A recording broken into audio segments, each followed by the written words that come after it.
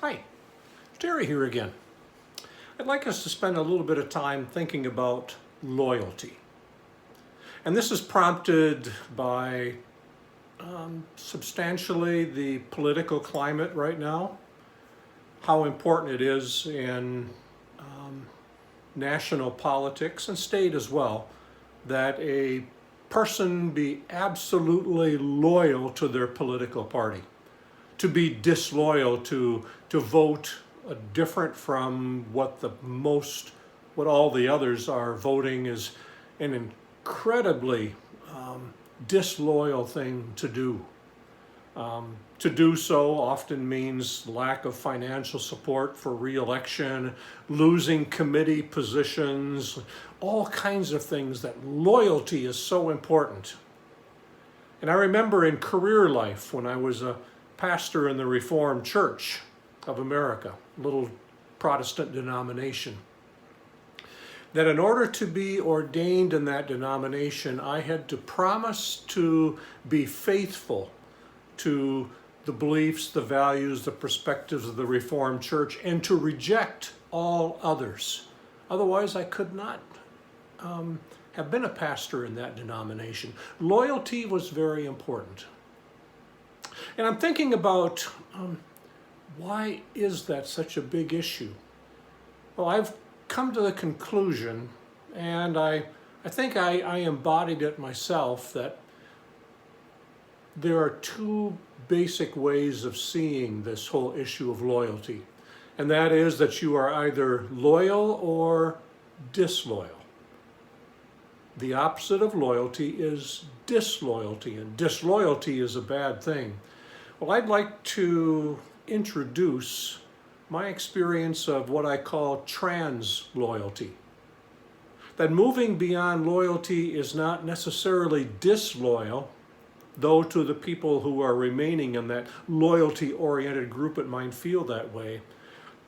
There's something called trans-loyal, or trans-loyalty. And trans is to go beyond, to have a transformed form of, to have a bridging type of thing that would say, just because I don't function lockstep with this group and all their values and perspectives and beliefs doesn't mean I'm disloyal. Perhaps I'm transloyal. I've gone beyond. I'm loyal not only to this faith tradition, but that faith tradition as well. I'm not disloyal as a Republican or Democrat or independent or whichever niche I put myself in, but I'm moving beyond the boundaries of that. Otherwise, how would it work that, say, just pick Republicans, that Republicans across the nation, cities, more rural areas, all these different contexts and situations and people groups and ethnicities and needs all end up voting 98, 99% of the time the same way? Could there not be a trans loyalty? That yes, I'm loyal to this group, but I'm trans loyal. I go beyond it too because I see other needs. I see beyond this. Or for me to be loyal to my faith tradition, to honor it, to say, hey, Christianity, Reformed Church in America has taught me a great deal. There's much to be said for it. At the same time, there is life beyond those boundaries, that I can learn a great deal about contemplation and meditation from the Buddhist tradition. I can learn a great deal from the mystics, sages, saints of all kinds of faith traditions, from Hinduism, from even paganism or agnosticism. I can learn from them. I can reteach some of the things that they teach, the wisdom that they have. Does that mean I'm disloyal? I hope not. Even though to some they might define it that way, it means more that I'm trans-loyal. I go beyond the exclusive loyalty. I go beyond the exclusivism that says ours is the only way. We cannot learn from anyone else or anything else. So am I, in the minds of some people, still loyal to the Reformed Church in America? I've said semi-kiddingly that I could not be ordained in my own denomination at this stage of my life. Because yes, I honor, I'm loyal to the Reformed Church in America, but I'm not exclusively loyal. I'm also loyal to mystics and sages from other traditions. There are other ways that I believe, correct the tradition that I come from. One of the things that I appreciated, at least in theory, about my little denomination, the Reformed Church in America, says we're reformed, we're ever reforming.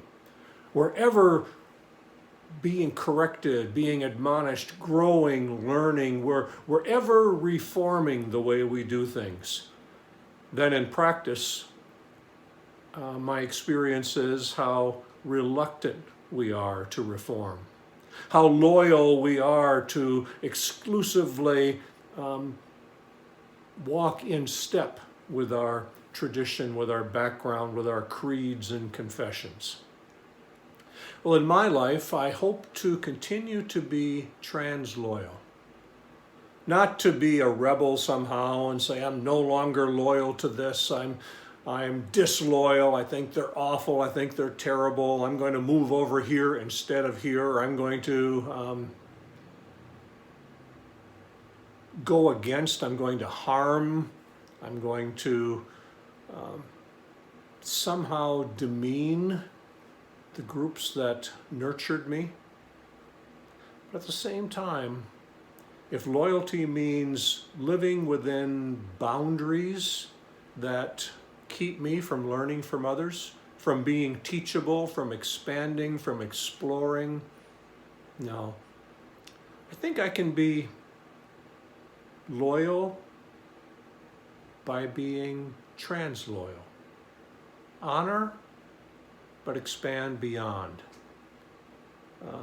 Identify with and still be able to critique and wonder about things. So think about it in your life. Are you trans-loyal? Or is it still important for you to be loyal, to live within the bounds, to not explore beyond? It's an issue for me of a season of life. So I identify as trans-loyal.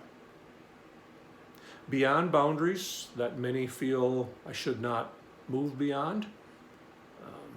Some people would criticize me for the exploring that I'm doing in other traditions. And in one sense, the person I was 20 years ago would probably criticize the ways I am living now as well. And it's okay. It's okay. So think about it. Trans-loyal. Beyond exclusive loyalty, beyond the boundaries expected often by groups that we belong to. The opposite of loyalty is not, to me, obviously, disloyalty. Often it's trans-loyalty. Talk to you next time.